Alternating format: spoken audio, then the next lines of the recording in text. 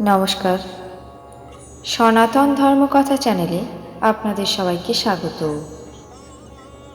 আজ নল ও দময়ন্তীর কাহিনী প্রথম অংশ শুরু করব। বিদর্ভ দেশে ভীম নামে এক রাজা ছিলেন। দেশ বিদেশের লোক তার গুণের সকল কথা জানত।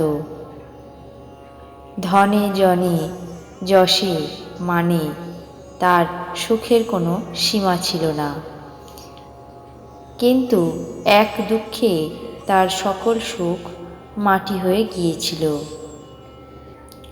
সোনার সংসার দিয়ে কি হবে যদি তা খালি পড়ে থাকে? রাজা নিঃশ্বাস ফেলতেন আর বলতেন, হায়, আমার এ ধন কে খাবে? আমার যে কোনো সন্তান নেই, উত্তরাধিকার কে হবে এই রাজ্যপাটের? একদিন মহামুনি দমন রাজার সঙ্গে দেখা করতে আসেন। রাজা ও রানী তার পায়ের ধুলো নিয়ে বসতে সোনার আসন দিলেন। সুবাসিত জল দিয়ে নিজ হাতে তার পা ধুয়ে দিলেন। তারপর মুক্তার ঝালর দেওয়া চন্দনের পাখা দিয়ে দুজনে মুনিকে বাতাস করতে লাগলেন। রাজা ও রানীর সেবাতে মুনি অত্যন্ত সন্তুষ্ট হয়ে বললেন, মহারাজ, তোমরা আমাকে যেমন খুশি করলে আমিও তোমাদের তেমনই সুখী করিব।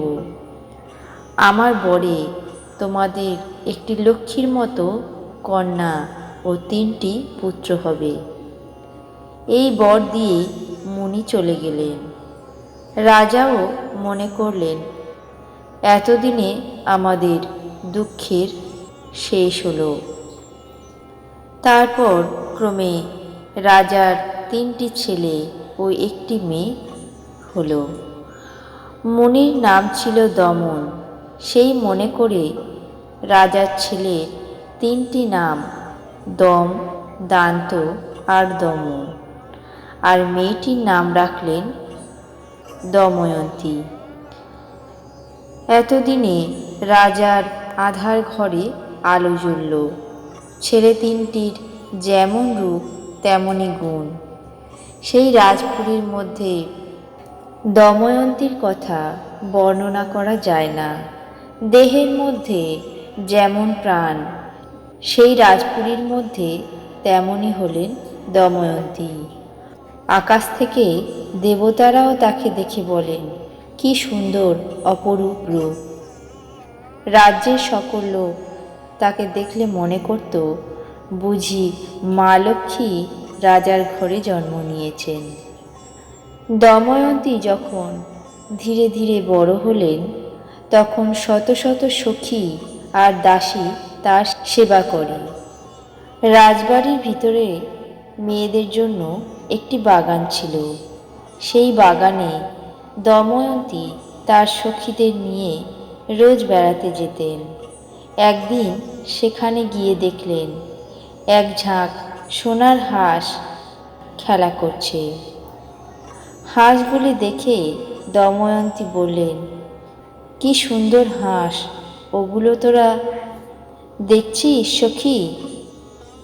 তোদের পায়ের শব্দে যেন ওরা পালিয়ে না যায়।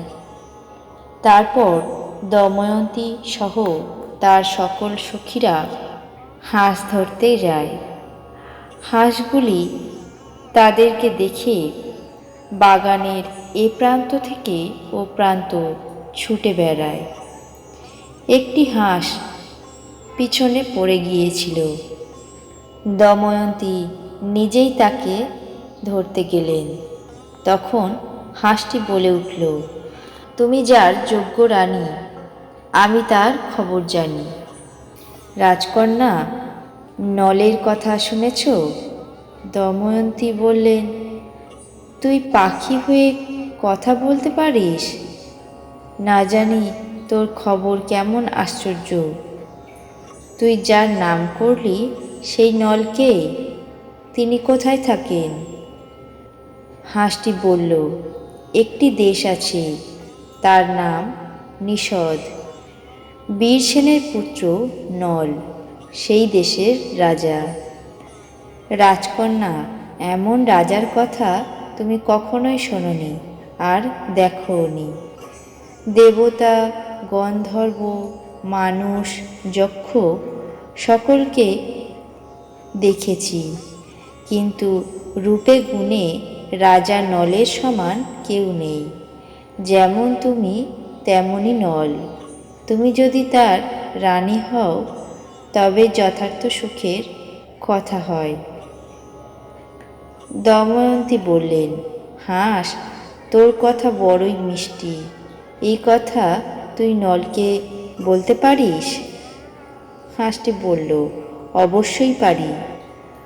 তুমি যদি আমাকে আজ্ঞা করো, এই সংবাদ অবশ্যই আমি রাজা নলের কাছে পাঠাবো। এই বলে হাঁসের ঝাঁক নল রাজার দেশের দিকে উড়ে গেল। রাজা নল তখন রাজবাড়ির এক কোণে বাগানের ভিতরে নিরিবিলি বসে দময়ন্তীর কথাই ভাবছিলেন। এই কথা হাঁসেরা জানত। এর কারণ হলো যে এই হাঁসগুলির সঙ্গে রাজা নলের আগেই দেখা হয়েছিল। নলের বাগানে তারা প্রায়শই বেড়াতে আসে, আর নল তাদের একটাকে ধরে ফেলেন। হাঁসটি ধরা পড়ে মিনতি করে বলে, মহারাজ, আমাকে মারবেন না, আমি আপনাকে দময়ন্তীর খবর এনে দেব, যে হবে আপনার রাজরানী। তাই রাজা নল এর আগেই দময়ন্তীর কথা শুনেছিলেন, আর বাগানে বসে তারই কথা ভাবছিলেন। আজ নল ও দময়ন্তীর কাহিনীর প্রথম অংশ এখানে শেষ করছি। আপনাদের কেমন লাগছে তা অবশ্যই কমেন্ট বক্সে জানাবেন। চ্যানেলটিকে সাবস্ক্রাইব করবেন, লাইক করবেন, শেয়ার করবেন। ধন্যবাদ।